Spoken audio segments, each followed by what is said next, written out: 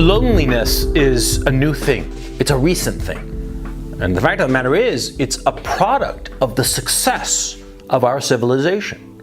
Oh yeah. See, back in the days when we were like, I don't know, prehistoric, right? We were wandering around the African savannah or wherever, right? We were in our little tribe. A tribe of maybe a dozen people, maybe 100 people, but it was relatively small. And we were just struggling to survive.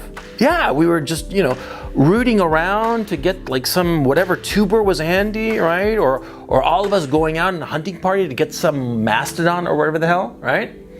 We were barely getting by.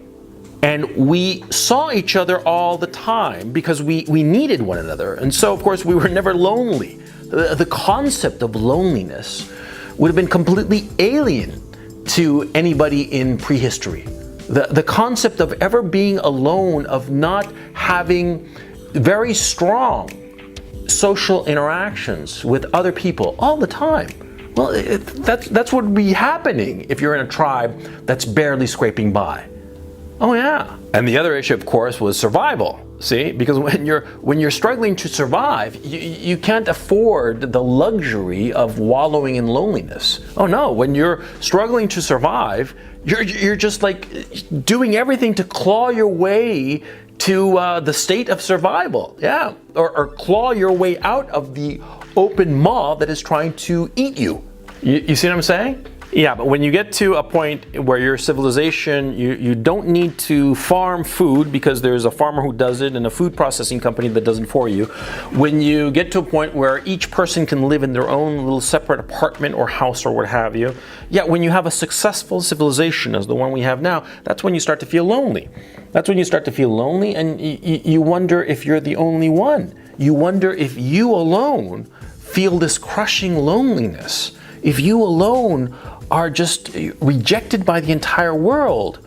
You feel as if the entire world is having this great party and everybody is, having a wonderful time, and you're alone in your room, sometimes maybe even thinking of suicide. Huh? I'm here to tell you that everybody feels that way. Everybody feels that way. At some point or another in their lives, every person in this society that we're living in, this incredible civilization that we are lucky enough to enjoy, every single one of us feels that way. We feel as if the whole world is at some party that we weren't invited to. Yeah. And we're stuck at home watching TV or playing a video game or jerking off or whatever the hell. That's not the case. That's not the case. But loneliness is a problem, and it happens to all of us at some point or another. The trick is to use your loneliness, to use it for something productive, to use it rather than to squander it.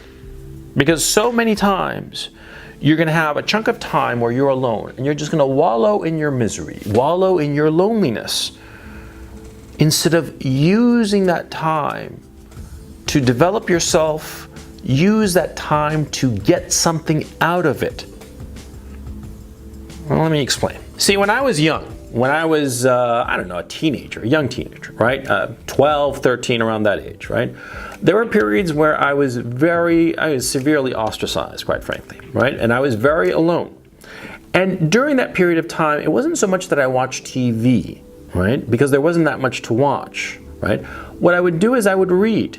I would read and get lost in the characters of the books I was reading. I would feel that their adventures were my adventures. And I would read, and it got to the point finally when I started reading things and thinking to myself, if I had been the writer, I would have done it differently. I didn't even think of being a writer. It was more like, I wouldn't have done this in the book, I would have done something different. And from there, it was just a natural thing that I started to come up with stories, my own little daydreams. And these daydreams became an enormous source of comfort. Yeah, these daydreams became a place where I could alleviate my loneliness by filling up these daydreams with details and stories and events. And it was quite a natural step that from these daydreams, I began to write them down. And that's how I became a writer. It was a natural evolution of my loneliness. I filled up my time and tried to distract myself from my loneliness by way of reading. And from reading, it turned into daydreaming. And from daydreaming, it quite naturally turned into writing down those daydreams and creating daydreams on purpose. And it led me to my profession. Now see, that's what I did with my loneliness. But there are a lot of other things that I could have done with that loneliness, just as a lot of things that you can do. It's not that there's, one size fits all. It's different for each person. But the point I'm trying to make is that, see, if you feel lonely, don't just wallow in it. Don't just say to yourself, oh, I feel miserable, I feel lonely, and try to alleviate the loneliness. Because I'll tell you right now, when you try to alleviate loneliness, it doesn't work. It just does not work. Trying to alleviate loneliness is like, I don't know, I can't come up with a really clever metaphor for it. But believe me, no matter how hard you try, you can't alleviate loneliness by aiming for it. You alleviate loneliness by filling your mind with other things, and from that thing that you are interested in, connecting with other people who are also interested in that thing. Let me explain. Suppose you feel really lonely, right? So instead of just wallowing in your misery at home, you decide to take up running. You start running, running around the block, running around the neighborhood. You start running more and more. I mean, you feel lonely, but at least you're doing a physical activity. And the running makes you feel good, which is quite natural, right? You're running, you're exerting yourself, you're sweating, and you start to feel better physically. And quite naturally, as you continue on this routine of running every day, you're going to start to meet other people who are also interested in running. And you're going to wind up, getting together and saying, hey, why don't we all drive up together to New York and run the marathon there or whatever. You see what I'm saying? And quite naturally, you're going to have more friends who are interested in the same things that you are interested in. And all of a sudden, you're going to discover that you're not lonely anymore. You see? I've noticed that a lot of people who use their loneliness productively wind up getting to a place where they are no longer lonely through the thing that they discovered during their loneliness, if that makes any sense. See? In my own case, it was writing, and the hypothetical I just created, it's running, it can be anything. But you get into something to distract yourself from the loneliness that is productive. And that's the key issue, okay? Because it serves no purpose to be filling your time trying to assuage your loneliness with something that is unproductive or outright destructive. Suppose you feel lonely and you start shooting up heroin. Is that productive? Obviously not. It's incredibly destructive, right? Yeah, you're filling up your loneliness. You no longer feel alone. You feel high, but it doesn't add to you.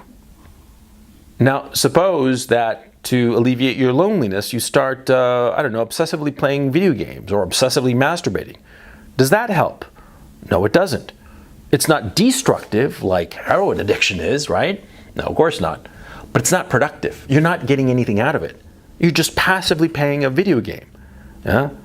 And frankly, this argument that, oh, maybe I could become a professional video game player, oh, fuck that. You and I know that that's so much daydream bullshit, right? Playing a video game, obsessively jerking off to porn, that is unproductive. Reading, on the other hand, reading and writing, or just reading alone, because the information that you gather from reading can be valuable at some point in the future, if only to stretch your mind, right? Or doing any activity where something is built inside you. That's the way to alleviate your loneliness, okay? Doing things that are unproductive, that do not give you anything in return, that only sort of maintain the status quo. Well, that's not the way to alleviate loneliness. Now, it's up to you to discern or determine what is a useful and productive thing to do in your loneliness, and what is a destructive thing to do in your loneliness, and what is just of no use to you. Okay, that's up to you, but it's pretty obvious. I mean, you don't need a roadmap. If you're gaining something out of it, some piece of knowledge or experience, if you are learning new things, then that's productive. If you're playing video games, that's fucking unproductive. But okay, I'm not going to belabor the point because I think it's pretty clear. You should look at loneliness as a period to develop who you are. Use the time to do things that are valuable to you. Don't fritter away the time. That's something that, retrospectively, I realize that I frittered away a lot of my time. Yeah, because when you're young, you think you have all the time in the world. When you're young, when you're like, I don't know, 19, 22, 27, 32 even, you know. When you're young, you think that time is endless. But the fact of the matter is that time is awfully short. And the time you feel lonely, at the time that you are feeling it, is going to be devastating, no question. Loneliness is one of the worst emotions imaginable. But the time you spend in your loneliness can be incredibly productive if you decide to use it productively. If you decide to just fritter it away and do nothing during the period of your loneliness, well, yeah, then, you know, it's just a waste of your life, and you'll look back on it later and just want to smack yourself upside the head at all the time that was thrown away, where you could have been learning to play an instrument, where you could have gotten into physical shape, where you could have learned some skill, read books, all kinds of things you could have done. I'm not unsympathetic to the weight of loneliness.